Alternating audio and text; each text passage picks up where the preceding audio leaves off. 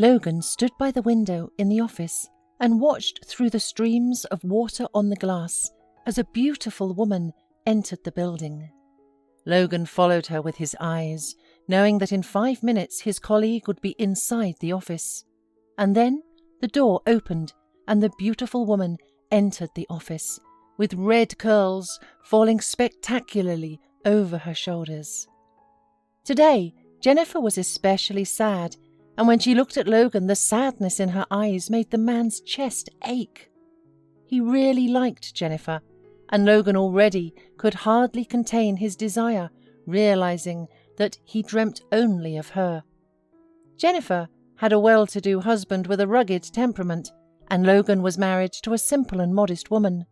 The whole office was watching this drama and did not miss a chance to discuss over the lunch hour how two hearts in love were tormenting each other.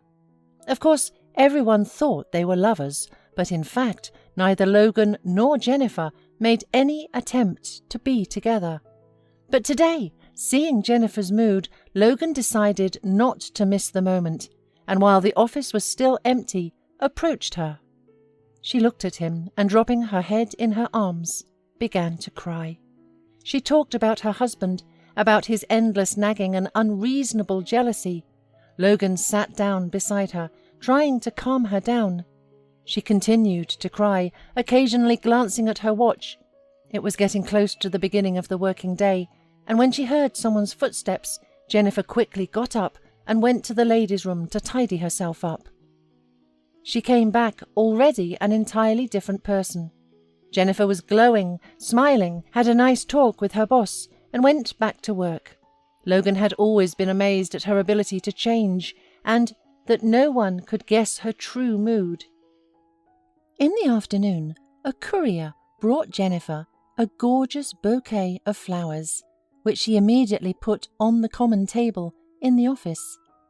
Colleagues admired it, languishing with envy, but Jennifer just looked sadly at the flowers. Her husband always did that.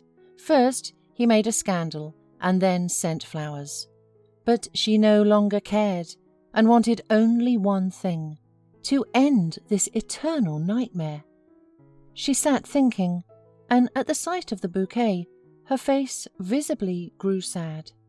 Logan decided to act because a quarrel with the husband was a good chance to support and console the woman, and in this way to become closer to her.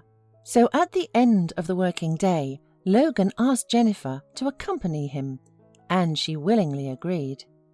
When they left the office, it had already stopped raining, and they were walking down a long street among trees sprinkled with golden leaves. Logan admired the beauty and was ready to grab her, kiss her, to feel the touch of her skin, but was afraid that he would push her away with it. It is unlikely that such a beautiful woman would pay attention to a simple guy like him, especially since she worked in sales and earned more than he, a simple project manager. But plucking up the courage, Logan suggested her to go to his place. To his great surprise, she agreed. At the doorway, Logan was afraid that one of the neighbors would see them. But when they entered the apartment, Jennifer embraced him and kissed him sensually. All doubts and fears disappeared. Logan pulled Jennifer to him, and, tearing off their clothes and kissing each other, they gave themselves to the power of passion right on the living room sofa.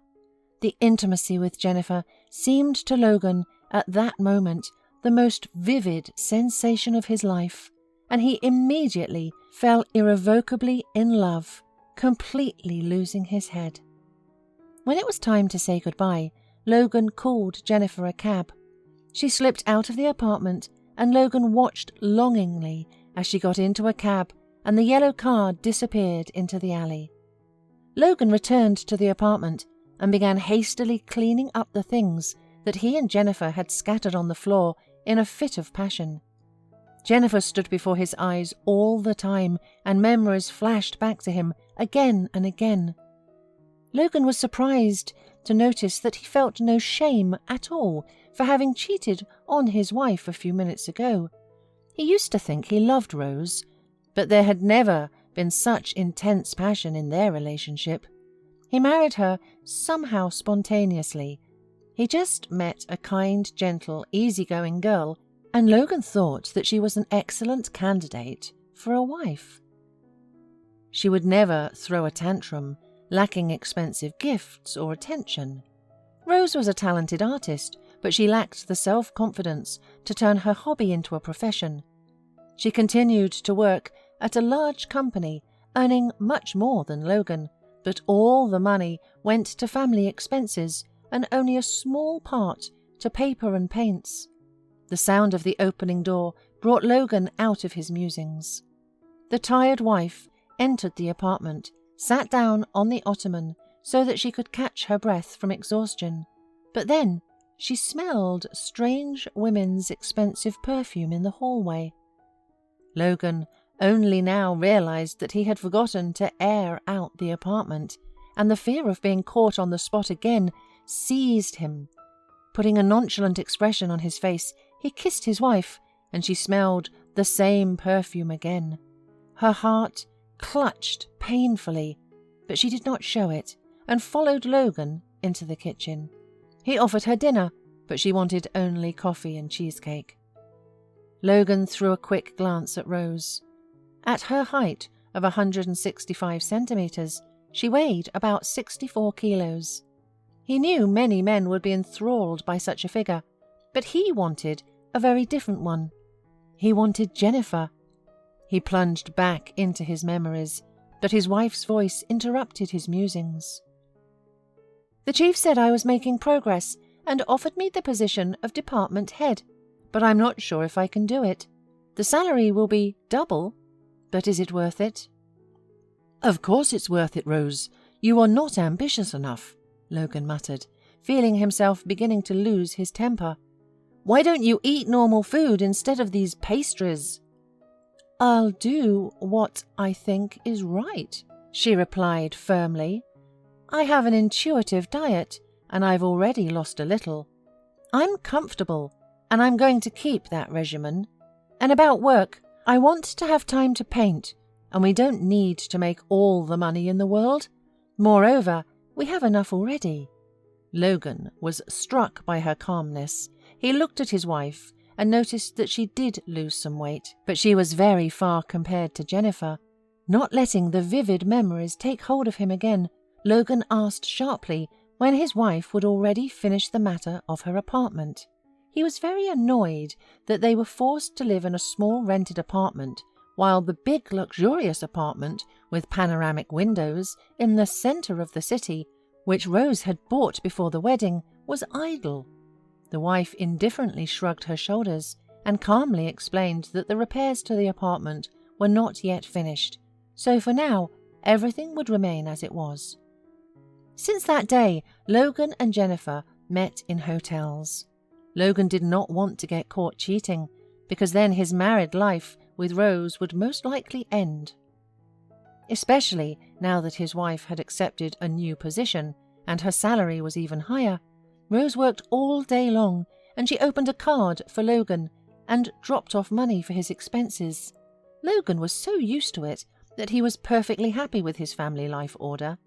He asked his wife for a car as a birthday present 2 months from now, and he spent almost all the money from the card on presents for Jennifer. But for some reason, Jennifer's passion began to fade. She became more and more annoyed with Logan, and he, on the contrary, fell more and more in love with the red-haired beauty. And then one day her irritation spilled out. Usually after work they would go to a rendezvous at the hotel, but on this day Jennifer, for some reason, pretended that Logan did not exist, and he could not understand what was going on. At the right moment, when the woman was pouring her coffee, he approached her and whispered quietly, so no one would hear, that he was ready to help her relieve the tension after work. But Jennifer abruptly cut him off, saying that it was all over between them, and went into her office. Logan did not immediately understand what had happened. He thought that Jennifer did not want to talk around, because now she had a new higher position. In addition, Today he was going to tell her that he was ready to leave his wife, but apparently he chose the wrong time to talk. Logan returned to his workplace, and an hour later he went to the boss with the papers. He was so busy with the documents that he did not even knock, but simply entered the cabinet, and the words stuck in his throat from what he saw there. Logan found his beloved Jennifer kissing her boss. Logan mumbled an apology and jumped out of the room like a bullet. He threw the documents on his desk and went outside to recover. Suddenly, with all obviousness, he realized the sheer enormity of the situation. He believed the insolent, overbearing damsel and betrayed his sweet, affectionate wife, ready to do anything for him. Logan sat dejectedly on a bench in the inner backyard and did not hear Jennifer come quietly up to him. "Well, don't be mad. You're a nice guy, but I need a real man who can provide for me, not one who buys gifts with his wife's money. Go back to her. She's nice and makes a lot of money. We've had our fun, and that's enough," the woman said, and left the guy alone. Logan still found the strength to go back to the office, where without much enthusiasm he tried to do the usual things that now mattered little to him. When his boss invited him in, they both pretended that nothing had happened and discussed work issues. Logan hardly waited until the end of the working day and was first to leave the office, not even wanting to see Jennifer's face. Logan's heart was torn to shreds. He rushed home, hoping to mend his relationship with his wife, talk to her frankly, and even discuss their private life. He believed that all was not lost. But upon entering the apartment, he suddenly realized that neither Rose nor her belongings were in the apartment. He went to the kitchen and saw intimate photos of himself and Jennifer on the table. Logan realized that he had lost everything. 3 days later, he still decided to talk to his wife. Logan arrived at her new apartment and knocked for a long time before she opened. He noticed that Rose had lost even more weight, and her eyes were swollen with tears. "Why did you come? What are you hoping for? I trusted you, and you cheated on me in our house, brought your mistress gifts with my money, asked for a car from me. Why did you do this to me?" she asked through her tears. Logan was silent, unable to give her an answer. Then Rose shook her head and said that she had already filed for divorce and asked him not to come to her house ever again. The door slammed shut, and Logan was left alone in the stairwell. He despondently went downstairs and stood at the entryway, looking up wistfully to where his almost ex-wife remained behind the gleaming panoramic windows of the expensive apartment. He thought that he had seriously miscalculated in life, and now he was going to pay for everything. A month later, their marriage was dissolved.